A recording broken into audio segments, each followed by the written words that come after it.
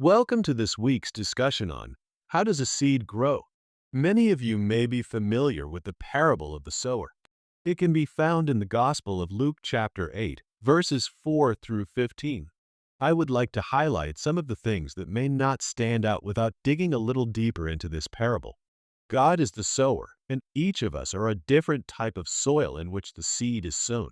The story goes that some seed fell on a well-traveled path that has become very hard. The seed was trampled upon or eaten up by the birds of the sky before it could get through the hard soil to find nutrients. Some seeds fell on rocky ground and in the grooves between the rocks and found enough nutrients to grow quickly, but the heat of the rocks evaporated all of the moisture, and it withered and died.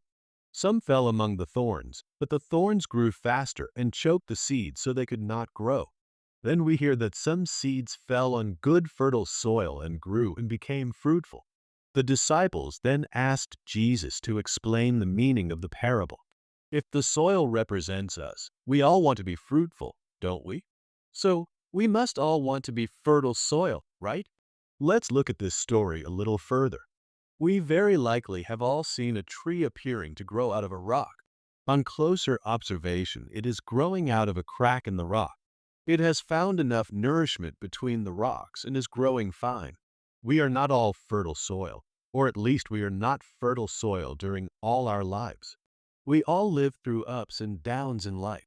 As a child, I was fertile soil, taking in everything about God I was taught in Catholic school. As a teenager, I was definitely the rocky soil, or maybe even the well-traveled road with a hard base that the seed could not penetrate. My faith would guide me in one direction, but temptations were all around me choking me and caused me doubts about my faith. As I got older, there were fewer rocks and thorns, but I was not there yet. It was like a plant that looked brown and dead, and then a green leaf popped through and kept growing. A seed is a great depiction of our own lives. We need to be good soil to be attentive to God's call, to hear it well, and to act upon all that God asks of us. We have an obligation to be the best soil we can be if we want to produce fruitfully. We cannot stay on a heavily traveled road that is so hard we cannot find the nutrients we need to grow. But all is not lost.